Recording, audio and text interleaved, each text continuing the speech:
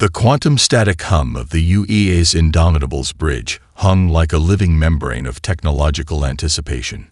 Captain Elena Rodriguez felt more machine than human in that moment, her neural implants casting a cobalt blue shimmer across her olive skin as they'd processed incoming data streams faster than any organic brain could comprehend. Anomalous signal detected, Captain. Lieutenant Akira Chen's voice cut through the ambient bridge noise. His fingers danced across holographic interfaces, pulling apart the transmission like a surgical dissection.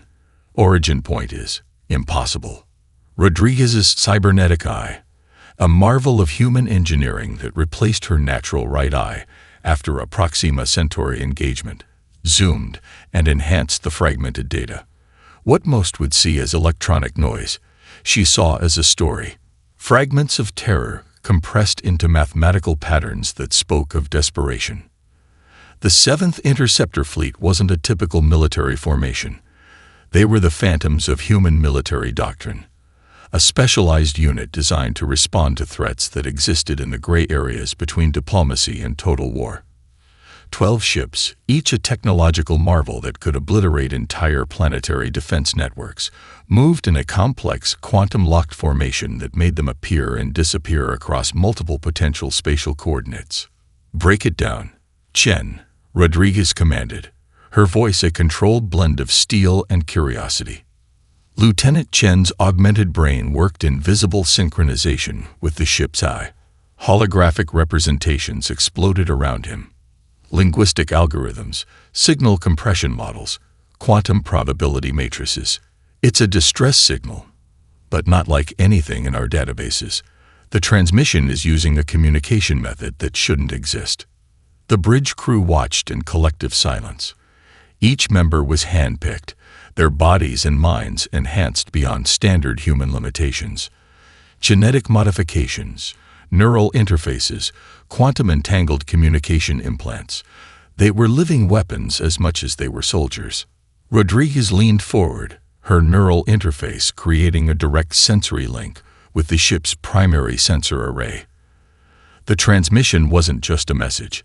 It was a wound in the fabric of space-time, bleeding information that seemed to defy the known laws of physics. "Origin?"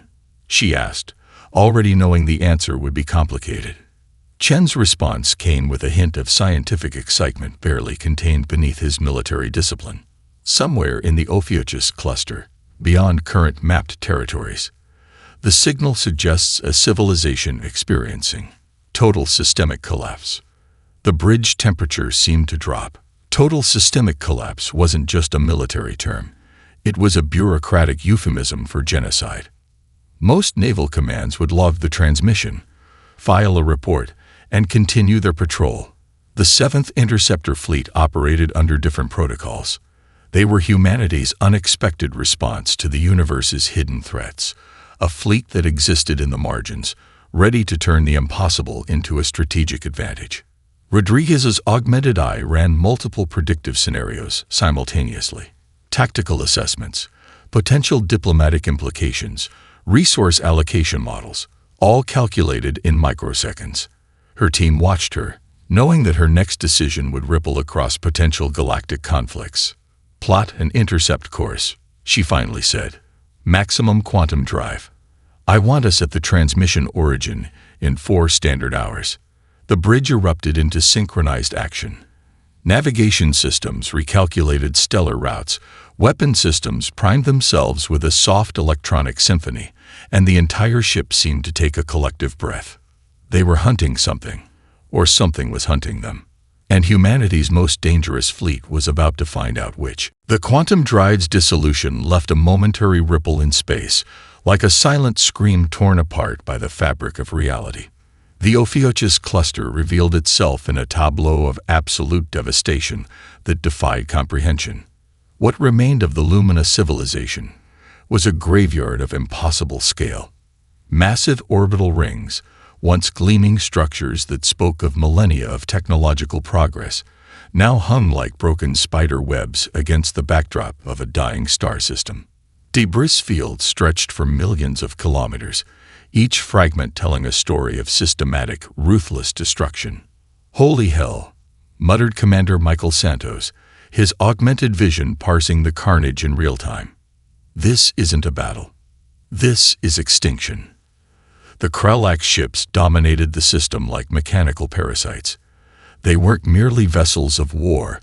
They were living machines that consumed and transformed entire planetary ecosystems. Biomechanical monstrosities that defied traditional understanding of spacecraft design. They moved with an organic fluidity that made them appear more like predatory creatures than technological constructs. Captain Rodriguez's neural interface flooded her consciousness with tactical data.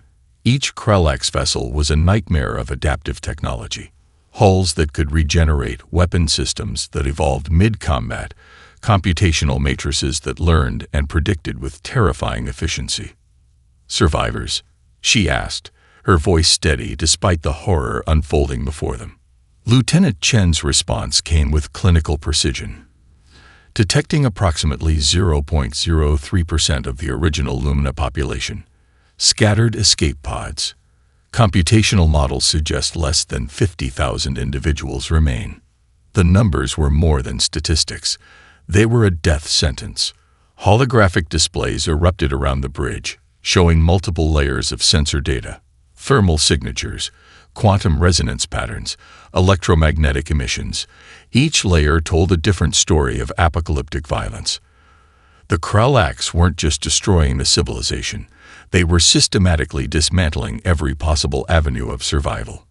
Rodriguez watched as another massive Lumina habitat structure, a city-sized vessel that once housed millions, was slowly consumed by a Kralax harvester. The process was methodical, almost surgical. Energy fields stripped away protective layers, molecular disassemblers consumed entire sections, and what remained was integrated into the predatory vessel's own biomechanical structure. "They're not just killing," Commander Santos said, a tremor of something between rage and professional analysis in his voice. "They're converting." The 7th Interceptor Fleet hung in space, 12 ships that represented the pinnacle of human military engineering. Each vessel was a quantum-locked marvel, capable of transforming between multiple combat configurations faster than most species could comprehend a single tactical movement. Rodriguez's augmented eye calculated potential engagement scenarios. The odds were mathematically apocalyptic. For every human ship, 10 Kralax vessels waited. Traditional military doctrine would mandate immediate retreat, file a diplomatic protest, begin long-range strategic planning. But the 7th Interceptor Fleet was anything but traditional. "Active scanning," Rodriguez commanded. "I want a complete quantum resonance profile of their primary attack vectors. Full spectrum analysis." The bridge became a symphony of technological precision. Sensor arrays probed the Kralax formations, mapping not just their physical configurations, but the very quantum signatures of their computational matrices.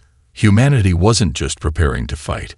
They were preparing to understand, to deconstruct, to find the impossible weakness in a seemingly invincible enemy. A single surviving Lumina escape pod drifted into their sensor range. Broken, desperate, a final testimony to a civilization on the brink of total annihilation. And humanity's most deadly fleet had just arrived. The tactical briefing room of the UES Indomitable transformed into a three-dimensional war simulation that would have driven traditional military strategists to madness. Holographic representations of Kralax fleet movements danced around the central projection, each movement a complex algorithm of potential destruction.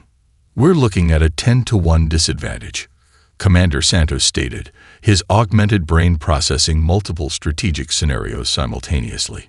Numbers, probabilities, and potential outcomes flickered in the air around him like digital fireflies. By any traditional metric, engagement is suicide.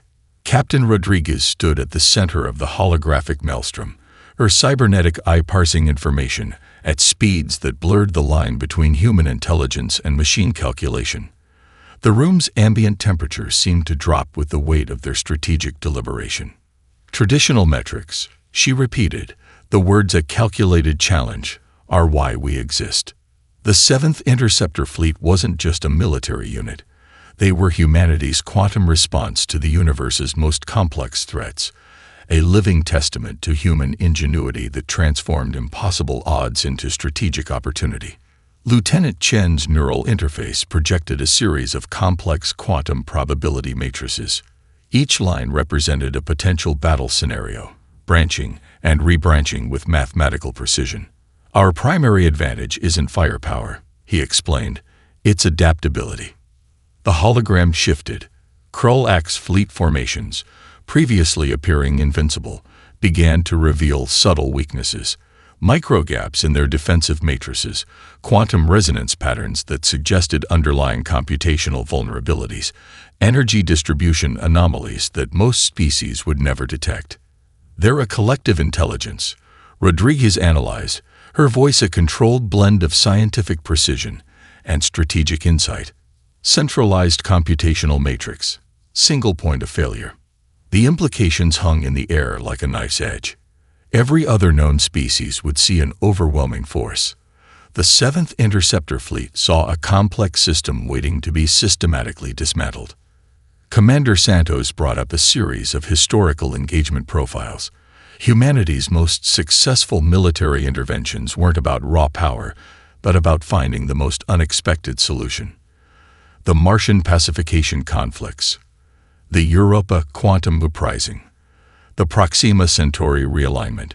Each victory had been achieved not through brute force, but through a complete reimagining of conflict dynamics. "We're not going to fight their war," Rodriguez stated. The statement was both a strategic declaration and a philosophical manifesto. "We're going to fight our war." The tactical display began to transform. No longer was it a simple representation of fleet movements. It became a living, breathing computational model that treated space itself as a tactical resource. Quantum entanglement communication systems would become weapons.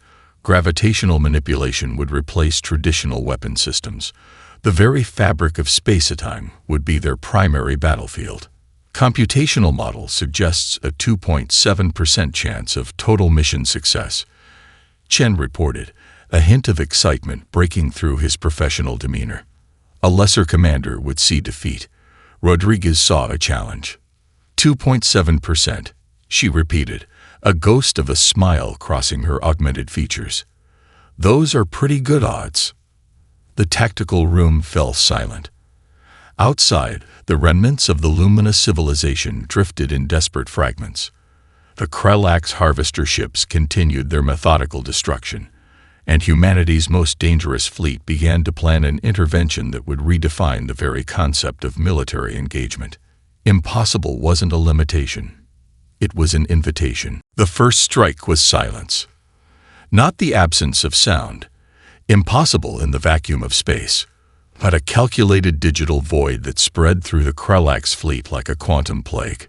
Lieutenant Area Nakamura, the fleet's quantum warfare specialist, worked with a precision that blurred the line between human intuition and machine calculation.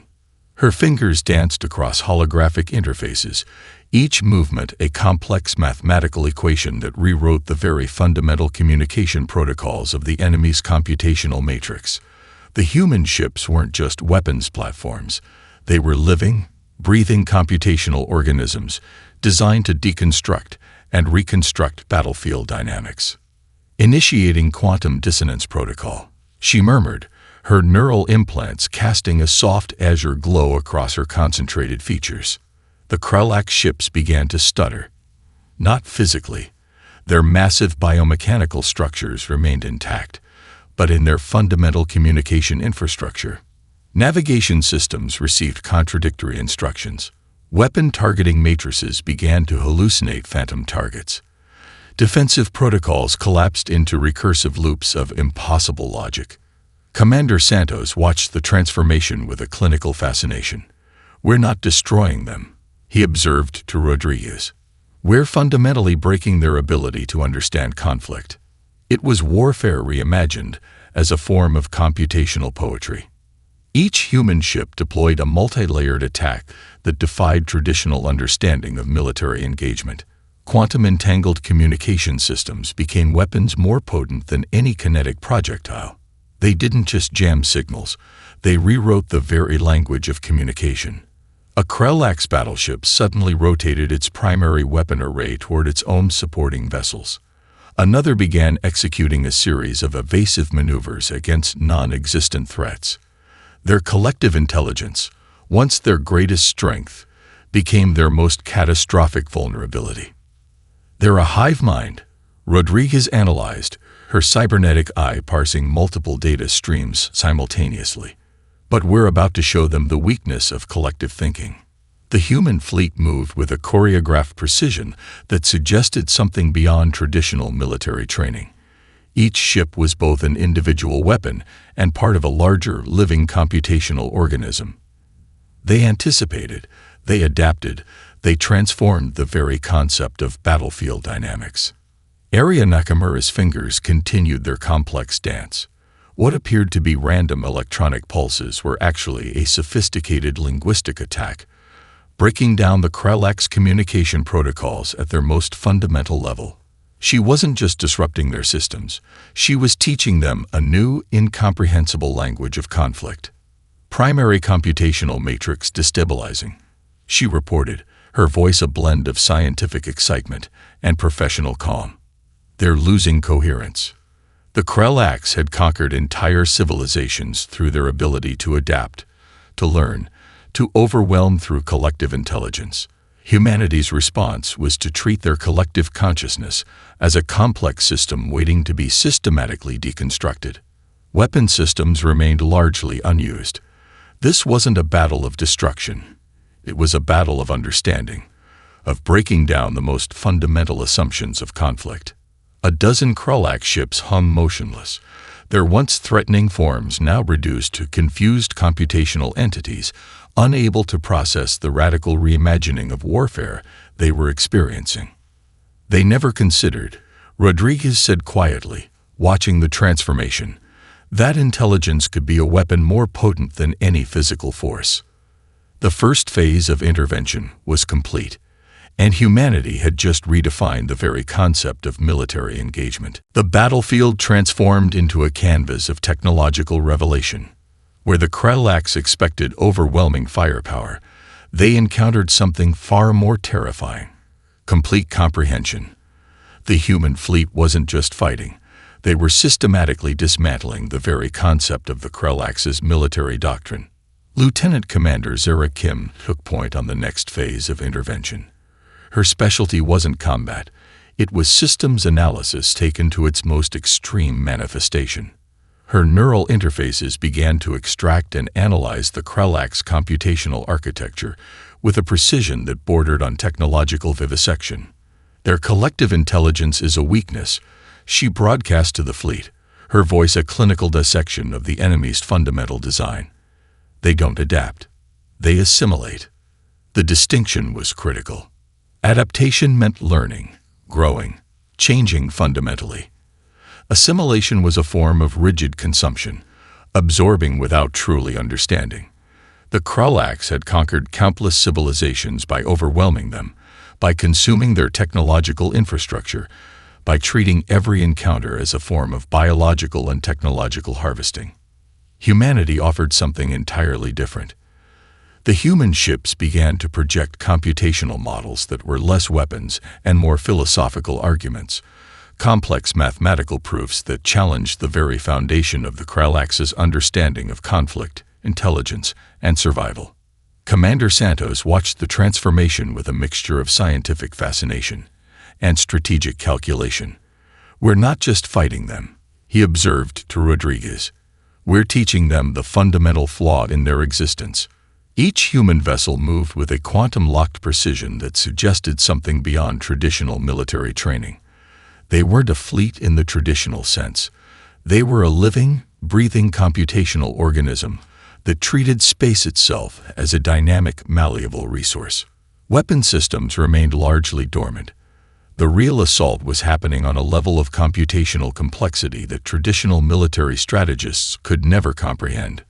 The Krell-Ax fleet began to experience something unprecedented in their collective history: genuine confusion. Their massive biomechanical vessels, once symbols of unstoppable technological dominance, now drifted like lost children, their collective intelligence struggling to process the radical reimagining of conflict they were experiencing. Quantum resonance patterns are destabilizing their primary communication matrices, Lieutenant Aria Nakamura reported, her fingers dancing across holographic interfaces that looked more like complex musical instruments than weapon systems. Rodriguez watched the transformation with a calculated calm. This wasn't just a military intervention. This was a fundamental challenge to the Kralax's understanding of intelligence, of conflict, of their place in the universe. Entire battle groups of Kralax vessels found themselves suddenly vulnerable. Not through physical destruction, but through a complete deconstruction of their computational logic. They were encountering an intelligence that didn't just fight, an intelligence that understood. They've never met a species, Rodriguez said quietly, her cybernetic eye parsing multiple layers of computational data, that treats warfare as a form of communication. The battlefield hung in perfect, terrifying silence. The Kralax fleet, once considered the most devastating force in known space, now drifted like confused children, their fundamental understanding of conflict completely dismantled. Humanity had just redefined the very concept of military engagement. The first Lumina communication burst through their quantum channels like a whisper of hope. It wasn't a distress signal anymore. It was an invitation to something far more profound. Dr. Elena Reyes, the fleet's xenolinguistic specialist, leaned forward as the transmission materialized. Her neural interfaces transformed the alien communication into a complex tapestry of mathematical and linguistic patterns that most human minds would find incomprehensible. "They're not just talking," she announced to the bridge, her voice a blend of scientific excitement and strategic insight. "They're offering to collaborate." The Lumina, a civilization on the brink of total extinction, had watched the human fleet's unconventional assault on the Kralax with something beyond mere gratitude. They saw a methodology of conflict that resonated with their own suppressed technological potential. Commander Santos studied the incoming data streams. "Their technological infrastructure is far more advanced than initial scans suggested," he observed. "They've been deliberately suppressing their own capabilities." Rodriguez's cybernetic eye parsed multiple layers of information simultaneously. The Lumina weren't just a passive civilization. They were a species that had chosen strategic invisibility as a form of survival. Centuries of avoiding conflict had created a technological potential that now yearned for expression. "Quantum communication protocols are stabilizing," Lieutenant Chen reported. The communication wasn't just a transmission. It was a complex computational handshake that suggested something beyond traditional diplomatic exchange. The Lumina began to share data that transformed the entire strategic landscape, detailed quantum resonance profiles of the Kralax computational matrices, micro-dimensional weaknesses in their biomechanical infrastructure, communication protocols that suggested the Kralax weren't just a military force. They were a civilization trapped in a perpetual state of technological consumption. "They'd been studying the Kralax for generations," Dr. Rice explained. "Not as an enemy, but as a complex systems problem." Humanity had approached the conflict as a computational challenge. The Lumina had been treating it as a profound philosophical investigation. The collaboration happened with a speed that defied traditional understanding of interspecies cooperation. The human fleet's computational systems began to merge with the Lumina's suppressed technological infrastructure. It wasn't an integration. It was a quantum-level dance of mutual understanding. Weapon systems that had been dormant began to transform, not through human or Lumina design alone, but through a hybrid approach that suggested something entirely new. The very concept of defensive technology was being reimagined in real time. "We're not just fighting," Rodriguez realized, watching the computational matrices merge. "We're creating a new form of collective intelligence."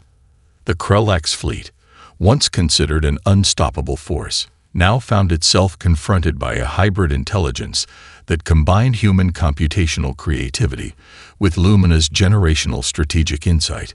They weren't facing a military intervention anymore. They were experiencing a fundamental challenge to their entire existential approach. Lieutenant Area Nakamura's fingers danced across interfaces that looked more like complex musical instruments. "Quantum entanglement protocols are stabilizing," she reported.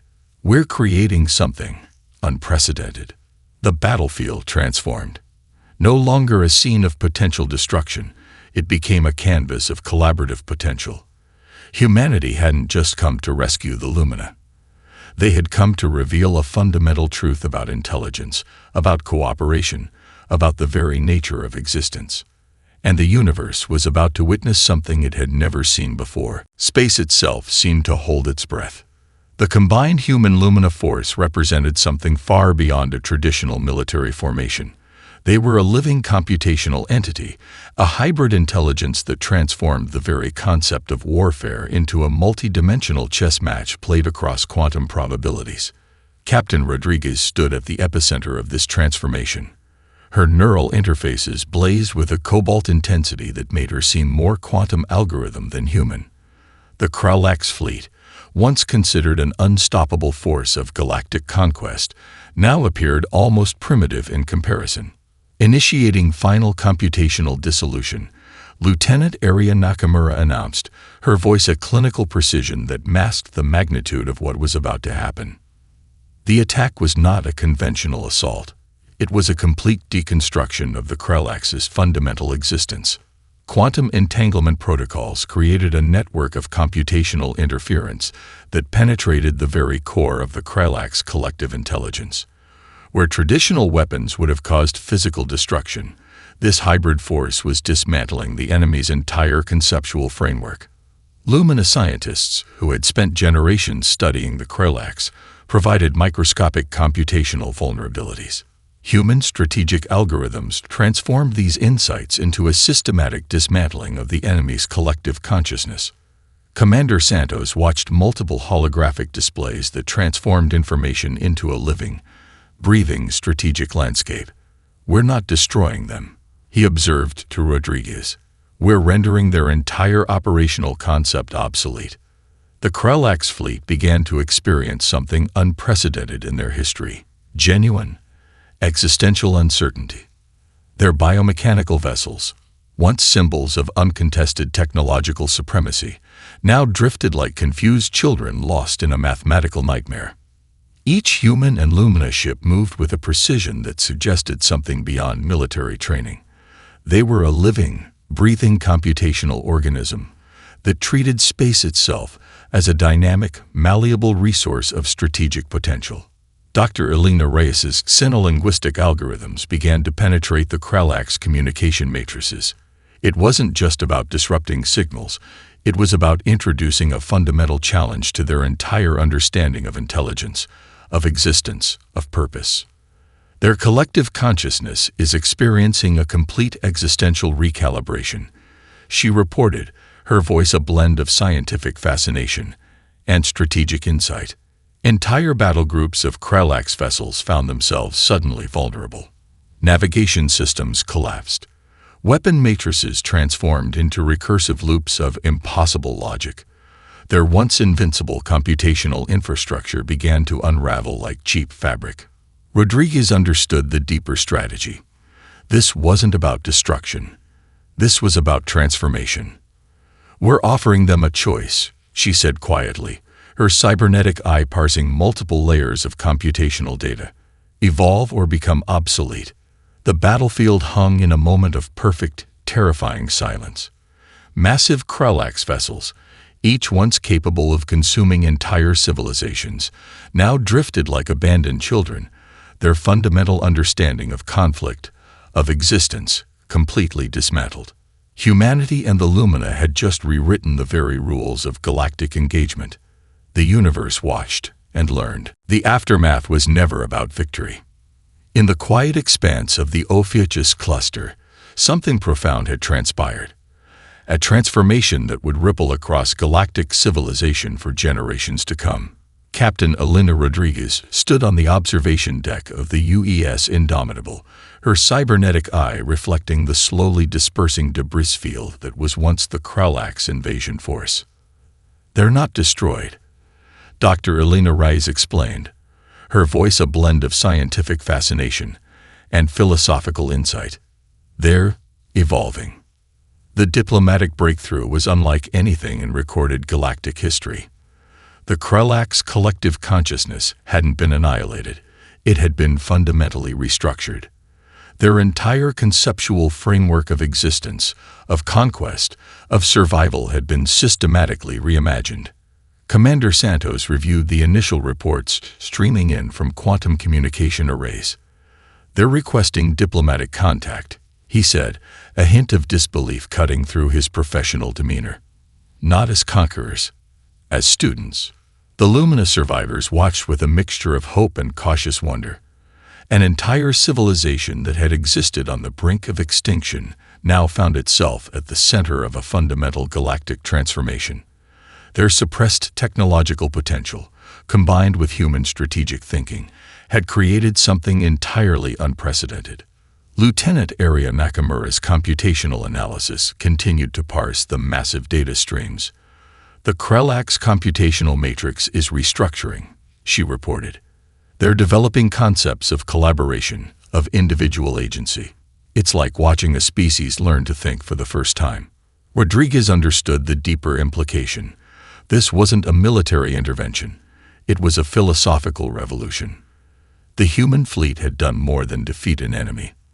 They had offered a radical alternative to the Krellak's entire existential approach. Conquest had been replaced with curiosity. Consumption had been transformed into collaboration. We didn't come here to destroy, Rodriguez reflected, watching the slowly changing quantum signatures of the former Krellak's vessels. We came to demonstrate a different way of existing.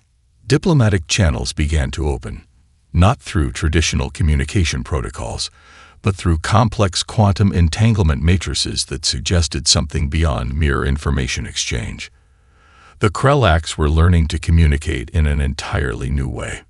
The Lumina civilization, once on the brink of total extinction, now found itself at the center of a profound galactic moment.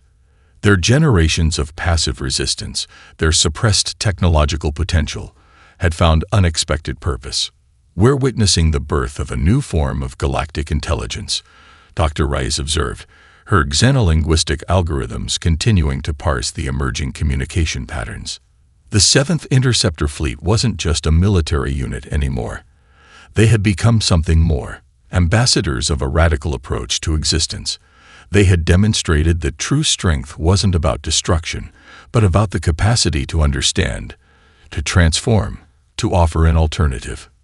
As the quantum communication arrays continued to pulse with new patterns of understanding, Captain Rodriguez allowed herself a moment of reflection.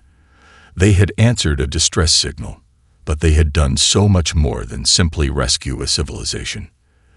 They had shown the universe a different way of being.